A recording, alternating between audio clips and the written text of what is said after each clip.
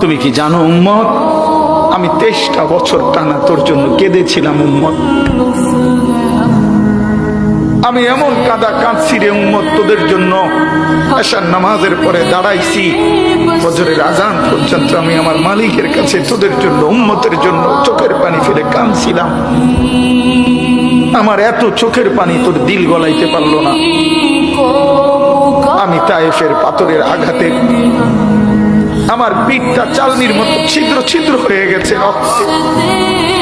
আমি বুকে পেটে 2টা পাথর বাঁধছি ক্ষুধার কষ্টে। আমি উহুদের দান শহীদ করা রক্তে উহুদের ময়দানে পড়েছিলাম বেহুশ হয়ে। আমার ঘরের চুলায় 3 মাস রান্নার জন্য কোনোদিন চুলায় আগুন জ্বলে নাই। আমার এত চোখের পানি, এত রক্ত, এত ক্ষুধার কষ্ট, কিছুই তোর মন গলাইতে পারলো না।